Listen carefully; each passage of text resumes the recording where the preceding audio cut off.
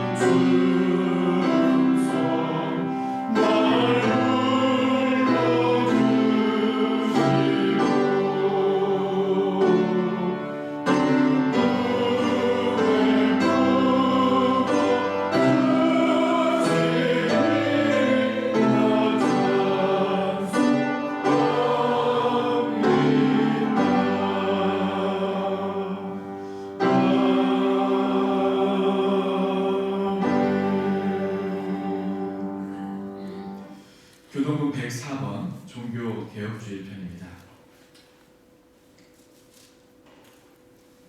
나의 힘이신 여호와여, 내가 주를 사랑하나이다.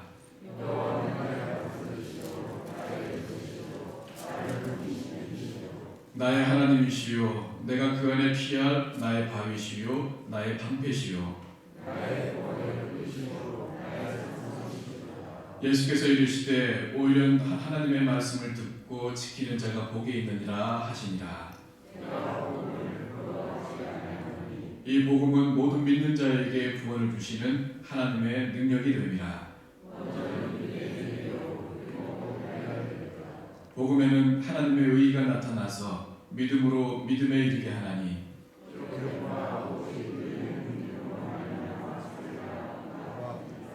너희가 내 말에 거하면 참으로 내 제자가 되고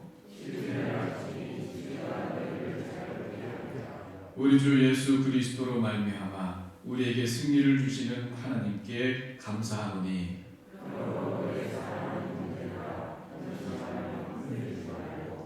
항상 주의 일에 더욱 힘쓰는 자들이 되라. 아멘. 창조주 하나님 아버지, 저희들은 주님의 피조물입니다. 그러기에 주님께서는 우리의 안고 일어섬을 다 아십니다. 멀리서도 우리의 생각을 통촉하시며 우리 혀의 말을 알지 못하시는 것이 하나도 없으십니다. 그런데도 저희들은 하나님을 두려워하지 아니하고 말과 생각과 행동으로 죄를 지으면서 한 주간을 살았습니다. 사람도 모르고 하나님도 모르리라 여겨서 은밀한 중에 죄악을 즐겼습니다. 성도들과 함께 있을 때에는 거룩한 척 행동했으나 세상으로 나가 혼자 있을 때에는 주님의 제자인 것을 숨기고 죄악을 즐기며 살았습니다.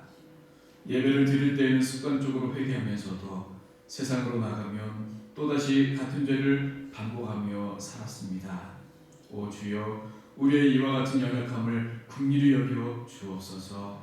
우리가 행하는 모든 죄악을 용서해 주시고 구원하여 주옵소서. 계속하여 하나님과 나만이 알고 있는 은밀한 죄를 내어놓고 침묵으로 기도합니다.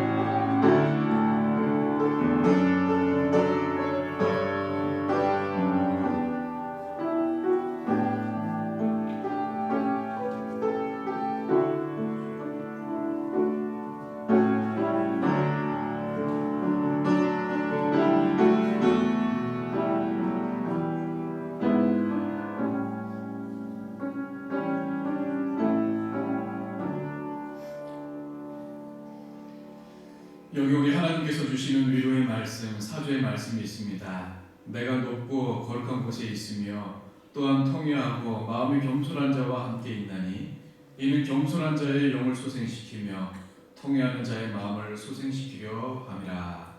아멘. 나는 전능하신 아버지 하나님 천지의 창조주를 믿습니다. 나는 그의 유일하신 아들 우리 주 예수 그리스도를 믿습니다. 그는 성령으로 잉태되어 동정녀 마리에게서 나시고 본디오 빌라도에게 고난을 받아 십자가에 못 박혀 죽으시고 장사된 지 사흘 만에 죽은 자 가운데에서 다시 살아나셨으며 하늘에 오르시어 전능하신 아버지 하나님 우편에 앉아 계시다가 거기로부터 살아있는 자와 죽은 자를 심판하러 오십니다. 나는 성령을 믿으며 거룩한 공교회와 성도의 교제와 죄를 용서받는 것과 몸의 부활과 영생을 믿습니다. 아멘. 그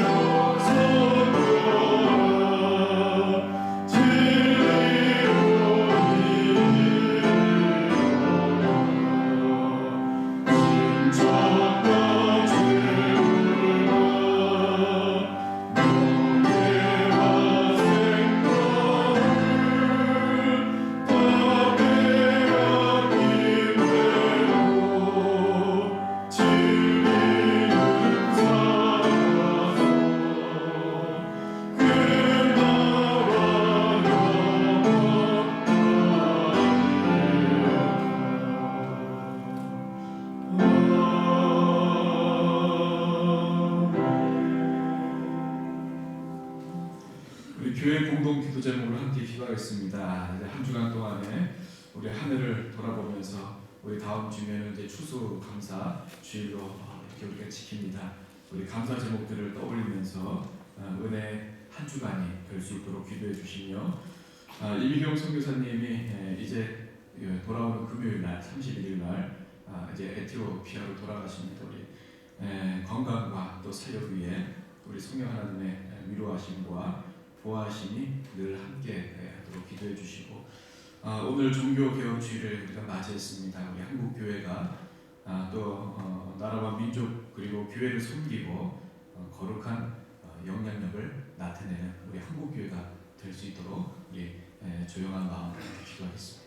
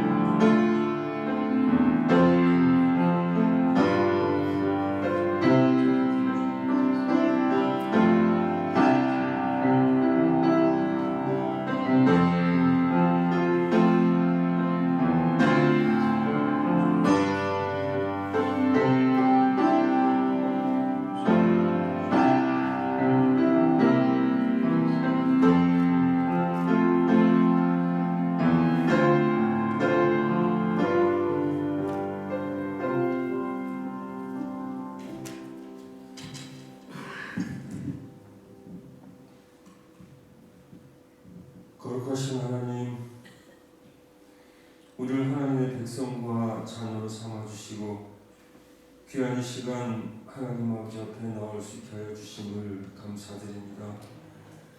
오늘 귀하고 복된 이 예배를 통하여 살아있는 능력의 말씀이 선포될 때 우리의 짓눌려 있던 마음을 풀어주시고 우리의 상한 마음을 고쳐주시고 억눌린 마음을 자유롭게 하여 주시고 주님께서 주시는 사랑에 의지하여 세상에 어떤 풍파가 몰려오더라도 세상을 바라보지 않고 말씀을 사모하며 기도하며 우리의 삶 속에 하나님의 큰 권능과 능력으로 그 역사하실 하나님을 기대하며 살아가는 저희가 모두 되게 하여 주옵소서.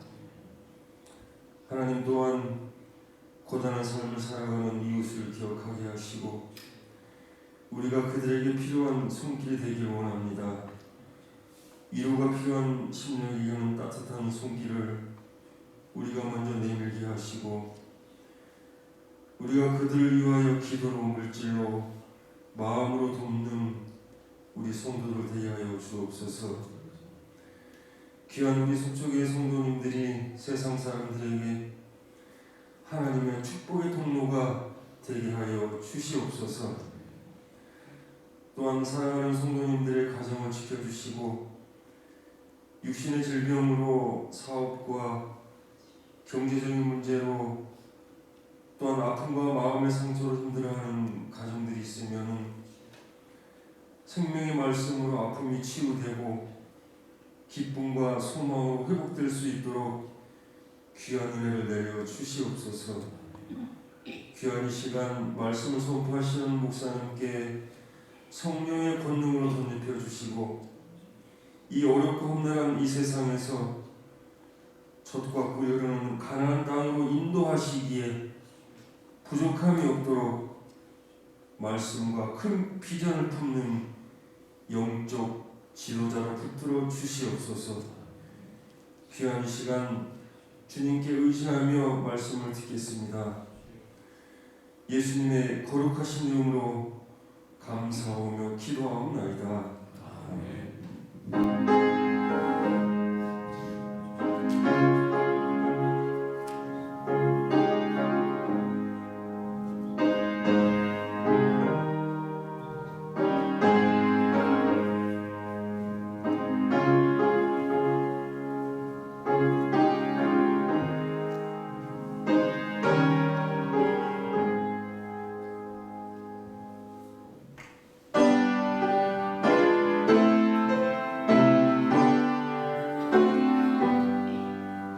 나의 고와 주여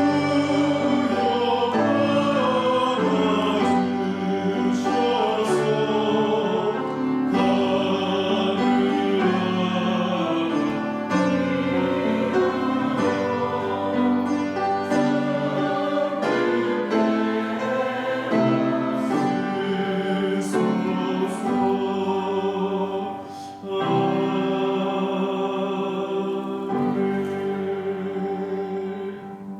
아버지 하나님, 이제 가을이 점점 더 익어가고 있는 그러한 계절을 맞이하여 오늘 일부 예배에 하나님 이렇게 나왔습니다. 하나님이여, 우리의 또한 마음과 또 정성과 뜻을, 우리의 신앙 고백을 담아서 이 귀한 예물도 아버지 하나님 앞에 올려드립니다. 올려드리는 그 손길마다 하나님 힘 주시고, 또한 그 드린 것보다도 더 많은 것으로 100배 또 1000배 만배로 하나님이여 갚아주시고, 또 주신 그 귀한 물질을 아버지 하나님의 영광과 하나님 나라를 위하여 사용하는 그런 귀한 우리 교회와 성도들의 삶이 될 수 있도록 복의 복을 더하여 주시옵소서. 처음보다는 점점점 나중이 부하게 하여 주시고, 더 흥하게 하여 주시고, 더욱더 은혜와 감사가 넘치는 인생이 될 수 있도록 도와주시고, 늘 아버지 하나님이 주시는 만족함으로 또 평강으로 감사하며 살아가는 우리 온 교우들이 될 수 있도록 은혜 더하여 주시옵소서. 아버지 하나님, 우리 교회들이 특별히 오늘 종교 개업주의를 맞이하여 선한 영향력을 하나님이여 보여주기를 원하오니, 주여 도와주시사 이 예물이 그와 같은 선한 영향력을 보여주는 곳에 잘 사용되어질 수 있도록 또한 역사하여 주시옵소서. 예수님의 이름으로 기도드리옵나이다. 아멘. 우리 교회 소식과 또 우리 기도 제목 함께 나누겠습니다. 다음 주는 우리 또 1부, 2부 이렇게 분당해서 드리는데, 다음 주 이번 주부터는 우리 새벽 기도회, 또 수요 기도회, 금요 기도회가 이제 다시 또 시작을 하게 됩니다. 새벽 기도회는 월요일부터 우리 토요일까지 이른 아침 우리 5시 반에 이렇게 되어집니다. 우리 교회 오시는 분도 계시지만 또 못 오시는 분들은 또 그 아침에 일찍 일어나서 또 우리 교회 주변에 사시는 분들이 별로 계시지 않지 않습니까? 또 이동하려면 차량을 이동해야 되는 그런 특별한 그런 또 교회이기도 합니다. 아침에 일찍 가정에서 일어나셔서 그렇게 기도하는 마음으로 그런 특별히 그런 자료를 만들어서 나눠드리면 더 좋을 텐데, 그렇게 하기 전까지는 이렇게 가정에서도 하셔도 괜찮겠습니다.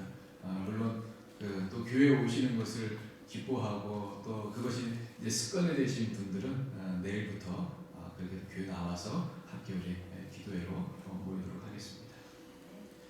그리고 우리 수요 기도회 때는 이번 돌아오는 수요일 날은 이미경 선교사님께서 그 에티오피아로 출국하기 전에 이렇게 말씀을 증거해 주시겠습니다.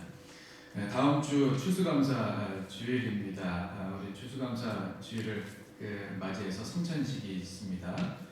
성찬식이 우리 다음 주에 우리 함께할 성찬식은 올해 들어서 이제 처음 하는 것이고요.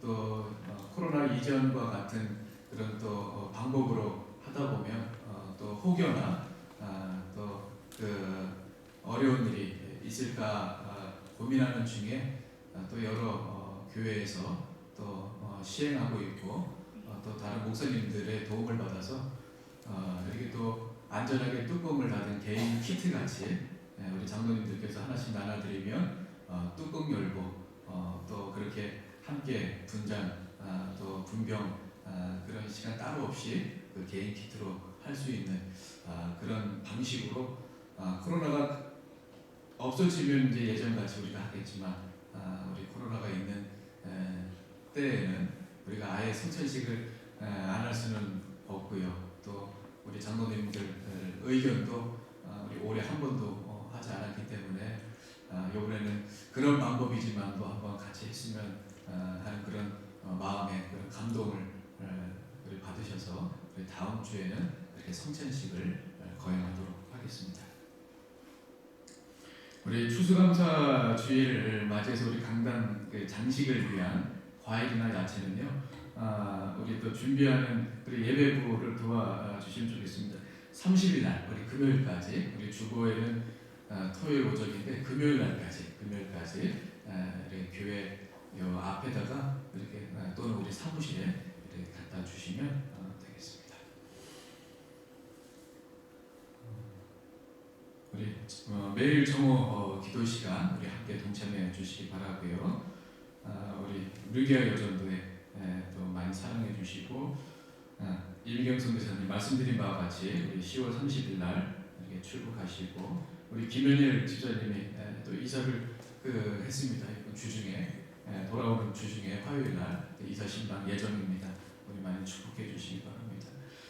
오늘 우리 일부 예배 또 뜻깊은 일이 있습니다. 우리 이효식 장로님하고 윤혜영 권사님께서 한 2년 벌써 그렇게 지난다고 그랬습니다.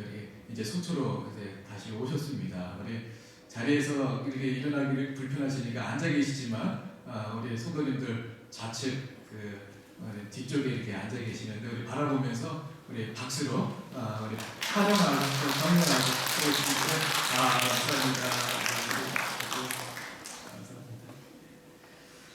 네, 우리 옆에 분들과 함께 같이 인사하겠습니다. 사랑합니다. 감사합니다. 오늘 우리 하나님 종교 개혁주의를 맞이해서 우리 하나님 주시는 말씀은 고린도전서 우리 11장 17절에서 우리 34절까지 말씀을 제가 공독하겠습니다. 내가 명하는 이 일에 너희를 칭찬하지 아니하나니 이는 너희의 모임이 유익이 못되고 도리어 해로움이라. 먼저 너희가 교회에 모일 때 너희 중에 분쟁이 있다 함을 듣고 어느 정도 믿거니와 너희 중에 타당이 있어야 너희 중에 옳다 인정함을 받은 자들이 나타나게 되리라. 그런즉 너희가 함께 모여서 주의 만찬을 먹을 수 없으니 이는 먹을 때에 각각 자기의 만찬을 먼저 갖다 먹음으로 어떤 사람은 시장하고 어떤 사람은 취함이라. 너희가 먹고 마실 집이 없느냐? 너희가 하나님의 교회를 업신여기고 빈궁한 자들을 부끄럽게 하느냐? 내가 너희에게 무슨 말을 하랴? 너희를 칭찬하랴? 이것으로 칭찬하지 않노라. 내가 너희에게 전한 것은 주께 받은 것이니 곧 주 예수께서 잡히시던 밤에 떡을 가지사 축사하시고 떼어 이르시되 이것은 너희를 위하여 내 몸이니 이것을 행하여 나를 기념하라 하시고 식후에 또한 그와 같이 잔을 가지시고 이르시되 이 잔은 내 피로 세운 새 언약이니 이것을 행하여 마실 때마다 나를 기념하라 하셨으니 너희가 이 떡을 먹으며 이 잔을 마실 때마다 주의 죽으심을 그가 오실 때까지 전하는 것이니라. 그러므로 누구든지 주의 떡이나 잔을 합당하지 않게 먹고 마시는 자는 주의 몸과 피에 대하여 죄를 짓는 것이니라.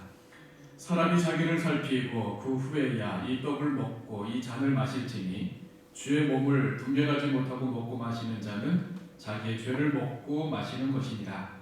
그러므로 너희 중에 약한 자와 병든 자가 많고 잠자는 자도 적지 아니하니 우리가 우리를 살폈으면 판단을 받지 아니하려니와 우리가 판단을 받는 것은 주께 징계를 받는 것이니 이는 우리로 세상과 함께 정죄함을 받지 않게 하려 하심이라. 그런즉 내 형제들아 먹으러 모일 때에 서로 기다리라. 만일 누구든지 시장하거든 집에서 먹을지니 이는 너희의 모임이 판단받는 모임이 되지 않게 하려 함이라. 그 밖의 일들은 내가 언제든지 갈 때에 바로 잡으리라. 아멘. 하나님 아버지, 오늘 종교 개혁주의를 기억하면서 또 우리가 함께 예배를 드리고 있습니다. 오늘 날마다 개혁하는 교회라고 하는 제목으로 말씀을 함께 나누려고 합니다. 이 시간에 함께하여 주시고 우리 마음속에 감동을 더하여 주셔서 우리가 전하는 자와 또 우리 모든 성도님들 서로가 피차간에 하나님이 주시는 은혜로 풍성이 넘치는 그와 같은 종교개혁주일 또 말씀의 시간 될 수 있도록 인도하여 주시옵소서. 예수님의 이름으로 기도드리옵나이다. 아멘. 오늘은 종교개혁 503주년을 맞이하였습니다. 오늘 날마다 개혁하는 교회라고 하는 제목으로 말씀을 잠시 나누려고 합니다. 날마다 개혁한다 라고 하는 말을 라틴어로 셈페르, 레포르만다 이렇게 쓰고 있습니다. 이것은 무슨 의미를 갖고 있냐면 1517년에 개혁했던 그 한 번의 개혁으로 모든 개혁이 끝났다라고 하는 말이 아니라 이 셈페르, 레포르만다라고 하는 말은 항상 날마다 개혁하는 교회가 저와 여러분들이 믿고 그 고백을 믿고 우리가 신앙생활하고 있는 몸담고 신앙생활하고 있는 우리 개신교 개혁 교회입니다. 그 개혁 교회 날마다 개혁하는 교회 그런 신앙 고백을 담고 출발한 지가 500년이 되었고 우리는 그 500주년을 3년 전에 우리가 맞이했었습니다. 그 이후에 이제 약 3년이 지났는데 그 3년 동안에 각 교회들과 또 교단에서 500주년을 맞이하며 많은 행사들 아주 다양한 행사들 갖곤 하였습니다. 그러면서 교회의 본질을 되찾고자 그런 많은 노력을 기울기도 하였죠. 그리고 그 후에 한국교회에 어떤 변화가 있었는가 이 3년여간의 그 기간 동안을 돌아보면 그렇게 본질로 돌아가자라고 애쓰고 수고하고 우리가 노력했던 그런 모든 것들이 무색할 정도로 이 3년 동안 참 어려운 시간들을 우리 한국교회가 보냈다라고는 생각을 하게 됩니다. 첫 번째는 이 3년여 기간 동안에 참 교회가 교회답지 못한 모습들을 우리가 보게 되었습니다.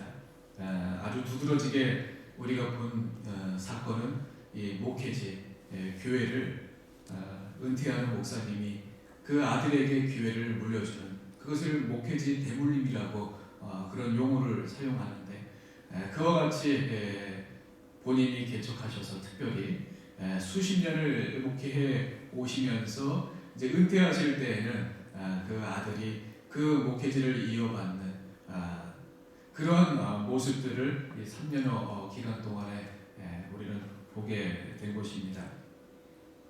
특히 어떻습니까? 금년에 들어서는 이 코로나19라고 하는 사태로 말미암아 정말 이 코로나19 때에 우리 한국 교회가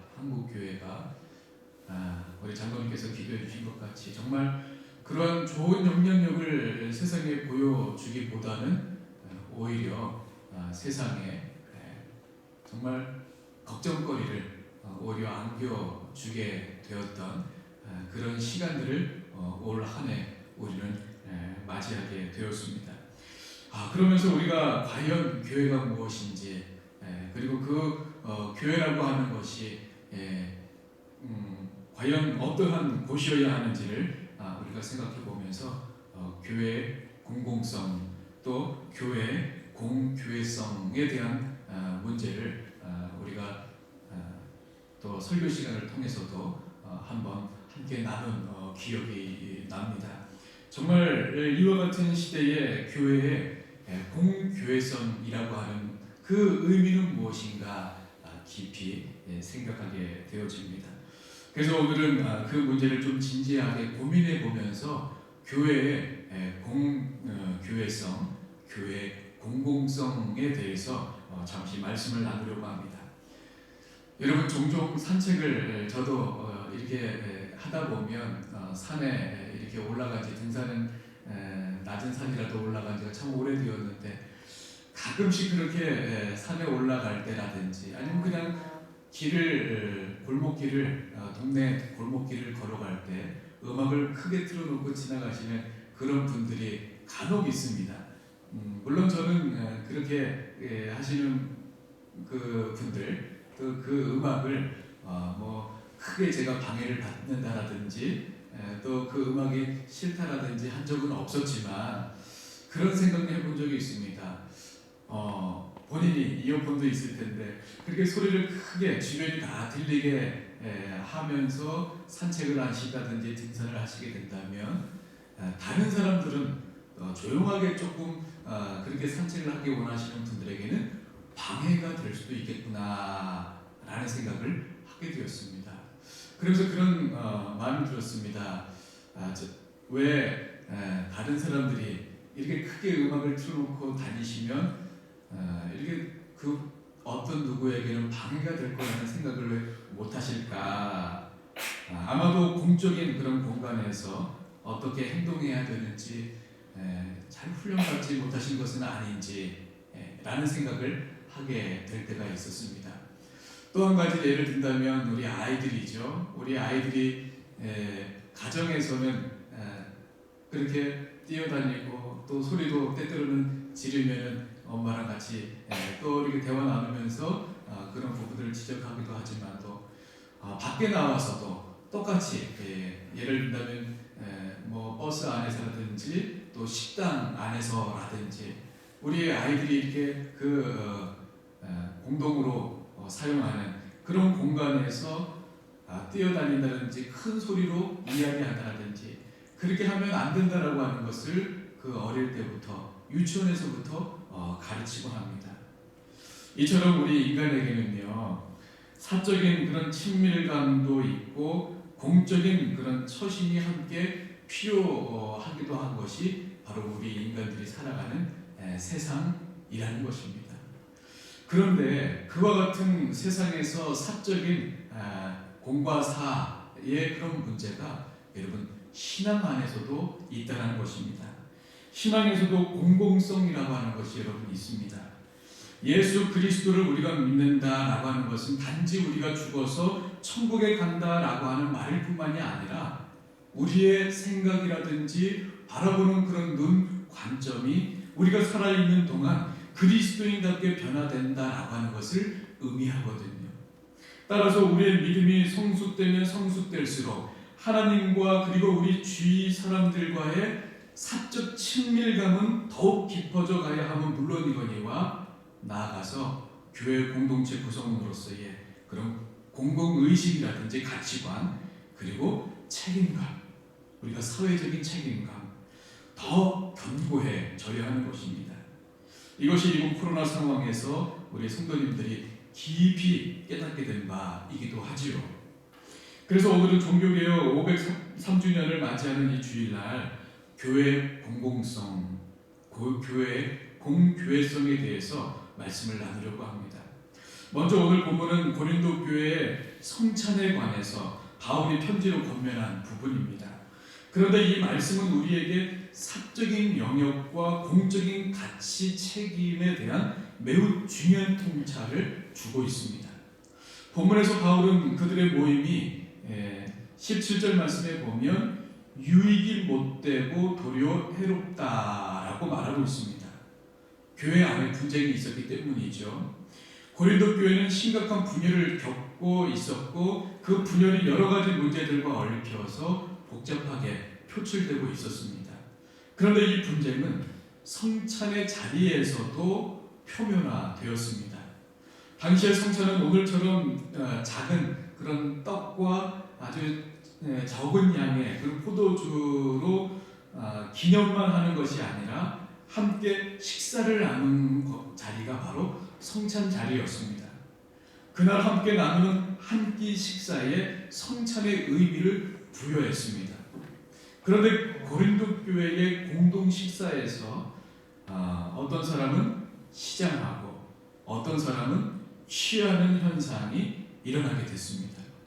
성찬에서 누군가는 너무 많이 먹고 누군가는 음식을 제대로 먹지 못하는 일이 발생했다는 것입니다. 그래서 바울은 이런 현상을 교회의 교회됨을 흔드는 매우 중대한 사건으로 여겼습니다.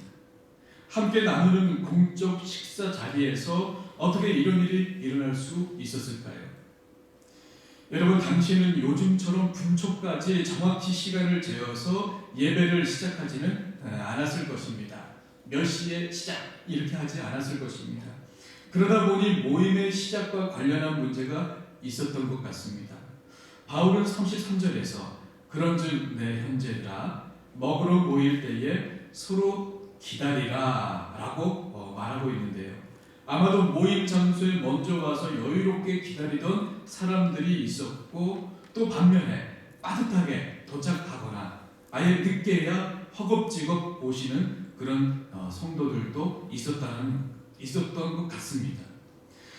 또 21절, 22절에서 바울은 그러한 일들이 결국 빈궁한 자들을 부끄럽게 만든다라고 말하는 것으로 미루어 볼 때에 예배에 늦게 온 분들은 매일 긴 시간 노동을 해야 했던 가난한 사람들이었을 것으로 추정됩니다.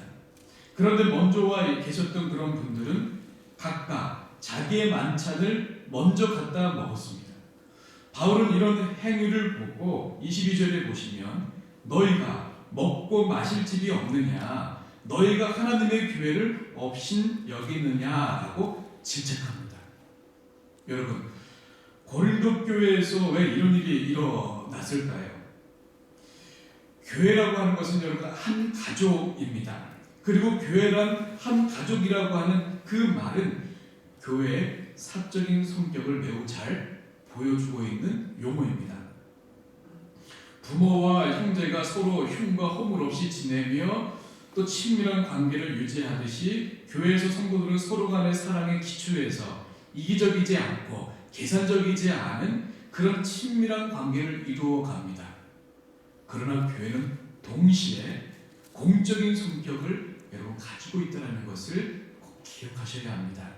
그래서 우리가 교회라고 할 때에는 한편으로는 개교회를 가리키며 동시에는 공교회를 가리킨다는 것입니다. 여러분, 개교회가 뭡니까? 우리 속초교회, 또 제1교회, 중앙교회라고 하는 그런 지역교회들을 의미합니다. 그러나 교회라고 하는 말은 지역교회를 넘어서서 한국교회 전체를 가리키기도 하고 더 크게는 이 땅에 존재하는 모든 교회들을 한꺼번에 지칭하기도 하죠. 우리 그리스도인들은 개교회에 익숙합니다. 왜냐하면 우리는 대개 개교회의 울타리 내에서 신앙생활을 하고 그것을 벗어나는 일이 많지 않기 때문입니다. 그러나 교회 밖에 있는 분들이 교회를 바라볼 때에는 교회를 개교회를 바라보시는 것이 아니라 공교회로 인식하십니다. 예를 들어서 어느 교회가 이번에 코로나 방역 수칙을 잘 준수하지 않아서 문제가 됐을 때 우리는 그 모습을 보면서 저 교회 사람들은 왜 그래 하면서 안타까워했습니다. 하지만 교회 밖에 있는 분들은 이렇게 이야기합니다. 교회는 도대체 왜 다 이 모양이야? 라고 이야기합니다. 그것을 교회 전체 문제로 받아들이는 것이죠.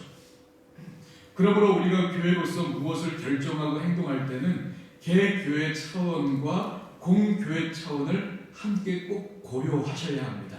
그 이유는 교회인 바로 우리가 그리스도의 몸으로서 대표 선수입니다. 어떤 대표 선수입니까? 예수 그리스도를 대표하고 있고 이 땅에서 하나님 나라를 대표하고 있는 마치 국가대표 선수인 것입니다. 따라서 교회는 한 사람 또는 몇 사람의 뜻에 의해서 운영되어서는 아니 되는 것이죠. 모든 성도, 곧 교회 공동체에 임하시는 그리스도의 뜻을 잘 분별해내고 또 실현해내야 합니다. 그런데 교회가 한 가족으로서 이렇게 사적 성격과 공적 성격을 함께 가지고 있다 보니까 교회에서 종종 공과 사의 혼동이 일어나곤 합니다. 가정은 비슷한 사람들로 구성이 되어 있습니다. 그래서 편하게 행동할 수 있습니다. 그러나 교회에는 삶의 배경과 생각이 다른 그런 분들이 함께 모여 있습니다. 그래서 집에서 하던 행동대로 교회에 와서 그대로 편하게 행동하다 보면 나와 다른 여건에 있거나 나와 다른 생각을 하는 사람들에게 피해를 줄 때도 있고 때로는 나아가서 상처를 줄 때도 있는 것입니다. 이러한 공과 사의 혼동이 다름 아닌 고린도 교회 안에서 일어나고 있었던 것입니다. 우리가 초대교회라고 부르는 최초의 교회들은 오늘날처럼 독립된 예배당, 이 교회 예배당 건물을 가지고 있지 않았습니다. 많은 경우에 그리스도인들은 누군가의 집에 모여서 예배를 드렸습니다. 고린도 교회에서 만찬이 행해졌던 공간도 누군가의 개인 주택이었습니다. 물리적으로 보면 어떻습니까? 사적인 공간입니다. 교회 자체가 친밀한 사적 성격을 가지고 있는데 모이는 공간조차도 사적인 영역이다 보니까 교회가 그 본연의 공적인 성격을 잊어버리기 쉬웠을 것입니다. 아마도 어떤 개인이 자신의 집을 제공하면서 모임을 가졌고 음식도 제공했을 것입니다. 일반적인 모임이었다면 그 모임에서 누가 상석에 앉을 것인지, 어떤 사람에게 좋은 음식을 줄 것인지, 그런 등등을 정할 권리는 집 주인에게 있었습니다. 자신과 친한 사람이나 비슷한 그런 계층의 사람은 앉아서 마음껏 먹었고, 노예라든지 가난한 사람은 시중을 들거나 눈치를 보면서 먹어야 했습니다. 그러나 바울은 예배하는 동안은 이 공간이 사적 공간이 아니라 공적 공간이어야 한다라고 말하고 있는 것입니다. 여기 공적 성격을 강조하는 말이 다름 아니라 여러분 교회입니다. 교회를 가리켜서 헬라어로 에클레시아 이렇게 쓰지요. 여러 번 우리가 살펴봤던 용어입니다. 에클레시아 이렇게 씁니다. 그런데 이 에클레시아라고 하는 이 용어가 본래는 그리스의 민회에서부터 나왔다고 합니다. 그리스 도시국가들은 직접 민주주의를 시행해서 모든 시민이 광장에 모여 국가의 중요한 일들을 함께 결정했던 것은 여러분 다 알고 계시죠. 그렇게 모든 시민이 한자리에 모여서 의사 결정을 하는 모임을 가리켜서 미네라, 에클레시아라를 불렀다는 것입니다. 그런데 바울은 교회를 가리켜서 에클레시아라고 불렀습니다. 즉 교회라고 하는 것은 공적인 공간이어야 함을 강조하는 용어입니다. 그렇습니다. 우리의 행동은 우리가 처해 있는 공간의 성격에 맞춰 이루어집니다. 그런데 그 공간의 성격은 물리적으로 결정되는 것이 아니라 어떤 사람들이 모이고 또 모여서 무엇을 하느냐에 따라 달라지는 것입니다. 예를 든다면 학교 교실은 공적인 공간이지만 수업이 다 마치고 방과 후에 친구들 서너 명이 함께 모여서 떡볶이를 먹고 햄버거를 먹을 때는 사적인 공간이 됩니다. 반대로 우리가 사는 집은 사적인 공간이지만 손님들이 와 계실 때에는 공적인 행동을 기대해야 하는 것입니다.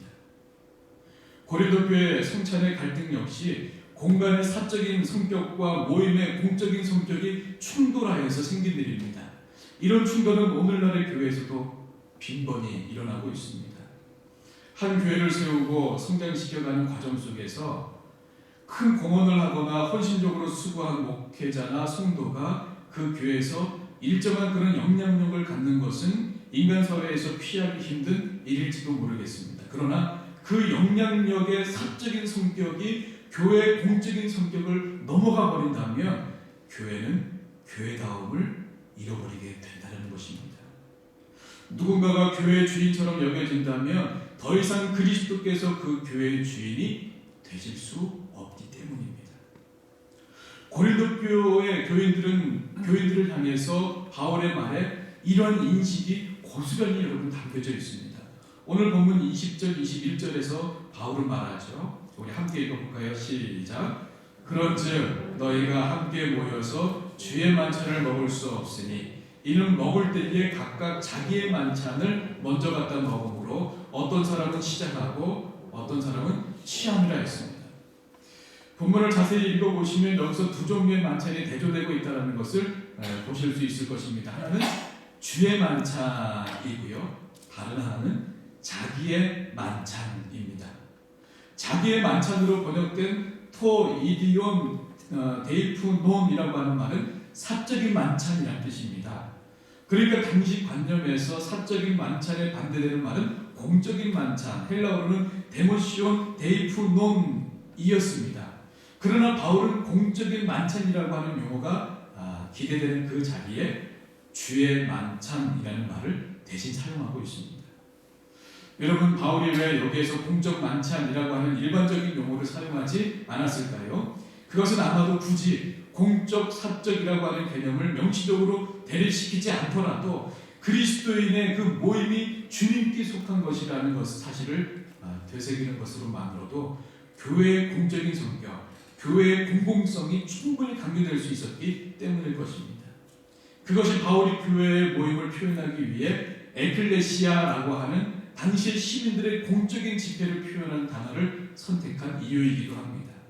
또 우리가 교회의 공교회성을 말할 때 이것은 단순히 개인의 권리와 공동체의 유익 사이의 인연적 대립이 아니기 때문입니다.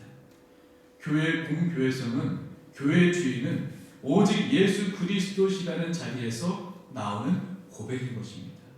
여러분, 오직 그리스도만이 교회의 주인이십니다. 교회는 사적 소유물이 결코 될 수 없는 것입니다.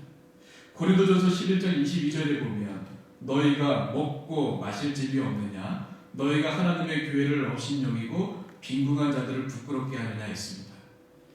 내 집이라면 내 마음대로 할 수 있습니다. 자신 집에 노예에게 먹다 남은 음식을 주던, 식사하는 내내 시중만 들게 하던, 주인의 마음 내키는 대로 행동해도 무방합니다. 그것이 당시의 관행이었습니다. 사회적으로도 용인되던 공간의 규칙이었습니다. 그러나 교회로 모일 때는 문제가 좀 다릅니다. 그 규칙이 중단되어야 합니다. 어떤 모임에 있어서 기여도가 큰 사람이 그 모임에서 큰 비중을 차지하는 것은 세상사의 당연한 이치입니다. 그러나 이런 원리가 뒤로 물러나고 다른 질서가 힘을 발휘하는 것이 바로 하나님 나라입니다. 교회는 하나님이 주인 되시고 하나님이 다스리시는 하나님의 나라의 질서를 따르는 것입니다. 엄연히 내 집에서 모이는 모임이라 할지라도 나는 그 모임에서의 권리를 주장할 수 없고 그리스도의 뜻에 따라 행동해야 하는 것이 바로 교회입니다. 교회를 세우는 과정에서 기여가 많은 사람들이 인간적으로 존경을 받고 큰 발언권을 갖는 것이 세상의 이치입니다. 세상의 논리로 바라보면 당연하게 보입니다. 그러나 그들이 교회 주인처럼 행동을 하게 된다면 그것은 교회라 할 수 없다는 것이 바울의 말입니다. 그래서 여기 너희가 함께 모여서 주의 만찬을 먹을 수 없으니 라고 하는 말은 너희의 모임은 교회라 할 수 없다라고 하는 말이 되는 것입니다. 왜냐하면 어떤 개인이나 집단이 주의 행사를 하는 곳에서는 그리스도의 주인 되심이 나타날 수 없기 때문입니다. 그래서 바울은 성찬에서의 무질서와 분쟁을 해결하기 위한 처방으로 성찬의 중심이 그리스도의 임재를 되새기는 것에 있음을 강조했습니다. 본문 23절은 다음과 같이 성찬의 유래를 알려주고 있지요. 내가 너희에게 전한 것은 주께 받은 것이니 곧 주 예수께서 잡히시던 밤에 떡을 가지사 했습니다. 주 예수께서 잡히시던 밤 했습니다. 여기에서 잡히다라고 번역된 파라디도미라고 하는 이 헬라어는요, 넘겨준다 또는 배신한다라는 뜻입니다. 그러니까 이 말은 주 예수께서 배신당하시던 그날 밤에라고 읽을 수도 있는 것이죠. 초대교회 성찬은 그리스도께서 친히 떡을 떼고 잔을 떼어주신 그 자리에 참여했던 사도들이 이제는 다른 사람들 앞에서 그리스도의 자리에 앉아 그 역할을 감당하며 시작되었을 것입니다. 그런데 베드로를 포함해서 그들은 모두 십자가 앞에서 예수님을 배신하고 부인했던 사람들이었습니다. 그들에게 주 예수께서 잡히시던 밤라고 하는 말은 우리가 주님을 배반하던 밤에 라는 말과도 똑같았습니다. 그럼에도 불구하고 예수님은 부활하셔서 다시 제자들을 모으셨고 사도로 세워주셨습니다. 따라서 성찬이라고 하는 것은 하나님의 은혜와 인간의 실패를 함께 되새기는 자리인 것입니다. 십자가 아래에 있는 모든 교회는 인간의 실패라는 자리를 떠날 수 없는 것이죠. 교회 역사의 족적을 남길 정도로 부흥했던 교회들에는 개척하여 처음 세웠을 때의 감동과 그 흥분, 성장하는 과정에서 아름다운 헌신의 이야기들이 다 있습니다. 그러나 그런 인간의 이야기가 예수님의 이야기를 밀어내고 중심을 차지하면 아니 된다는 것입니다. 마가복음은요, 베드로가 세계를 다니면서 전했던 그 복음이 기초가 되어서 형성되어졌다고 전해지고 있습니다. 베드로전서 5장 13절에서 베드로는 마가를 가리켜서 내 아들 마가라 부릅니다. 마가는 베드로의 통역사로 일했던 것으로 전해집니다. 그런데 복음서는 마가복음 복음서는 놀라울 정도로 베드로를 포함해서 사도들의 약한 모습, 비겁한 행동들을 강조하고 있습니다. 심지어 베드로가 예수님으로부터 사탄아 내 들어 물러가라라고 하는 말까지 들었음을 그대로 전하고 있는 복음서가 마가복음입니다. 그것은 사도들이 자신의 부끄러운 과거를 가감없이 성도들에게 전해주었기 때문일 것입니다. 그리고 복음서의 저자들 역시 사도들을 미워하지 않았기 때문이었을 것입니다. 그것은 자신들의 이야기가 예수 그리스도의 이야기를 넘어서지 않게 하려는 그리스도의 자자들의 처절한 노력의 결과가 아니었을까요? 교회가 이러한 자세를 본받지 못했던 적이 있습니다. 영어에 네포티즘이라고 하는 말이 있습니다. 이 족벌주의라고 하는 뜻인데요. 정치, 경제, 스포츠, 종교 등 각 영역에서 자신의 그 친족이나 학벌 등에 가까운 사람들을 중용하는 행태들을 의미하는 말입니다. 그런데 이 단어는 중세교회의 교황과 주교들이 자신의 그 조카들을 고위 성직자로 세운 데에서 유래되었다고 합니다. 공적인 기관이었던 교회가 사적인 이익을 도모하는 온상이 되어지고 주님의 교회가 인간의 기관으로 전락해 버린 것입니다. 그것은 아마도 중세 성직자들에게 교회가 너무 익숙한 공간이었기 때문일 것입니다. 중세 교회에서 성직자들은 하나님과 같은 존재였습니다. 성경을 읽고 해석하는 권한을 성직자들이 독점하고 있었습니다. 그들의 결정이 곧 하나님의 뜻과 동일시 되었고 누구의 눈치도 볼 필요도 없게 되었습니다. 교회가 누구의 눈치도 볼 필요가 없는 편한 공간이 되다 보니 이내 교회는 그들에게 집과 같은 사적 공간이 되어버렸을 것입니다. 고린도 교회와 같은 공과 사의 혼동이 일어나게 되었습니다. 종교개혁자들은 교회마저도 이와 같은 모습으로 변질되어진 것에 저항하여서 교회란 성소의 권위 안에 있어야 함을 보여주고자 저항하고 일어섰던 것입니다. 교회가 교회 지도자들의 교회가 아니라 예수 그리스도의 교회임을 재확인함으로써 교회의 공공성을 되찾고자 했습니다. 여러분, 이것이 503년 전 종교개혁 정신인 것입니다. 이제 말씀을 접고자 합니다. 여러분, 종교개혁 503주년 기념주의를 보내며 저는 한 주간 동안 여러 가지 저를 돌아보고 우리 한국교회를 보면서 심히 염려도 되면서 간절히 기도를 하게 되었습니다. 혹 내 자신이 그와 같은 중세의 그런 성직자들과 같이 너무 교회가 편하고 그러면서 교회 공공성과 교회 공교회성, 다시 말해서 이 교회의 주인이 이 성직자 목사가 아닌 예수님이셔야 하는데 혹 그와 같은 주님의 자리에 서려고 하는 그런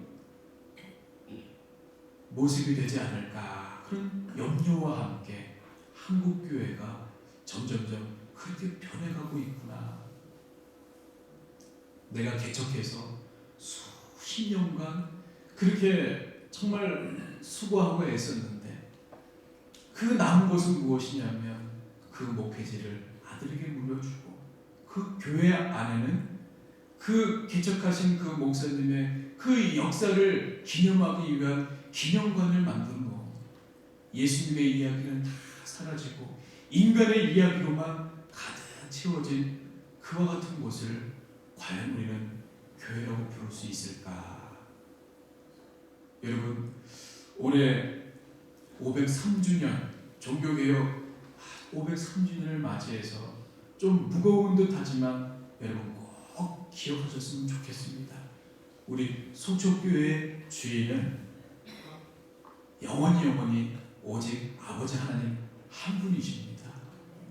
그 교회의 공교회성을 저도 지켜나가야 하고 우리 모두가 함께 지켜나갈 때 정말 이 속초 지역에서도 선한 영향력을 주는 우리 교회가 될 수 있고, 한국 교회에도 정말 선한 영향력을 보여주는 작지만 정말 주님 안에서 귀히 쓰임 받는 그런 교회로 세워지리라, 그런 기대감을 염려하는 중에도 갖게 되었습니다.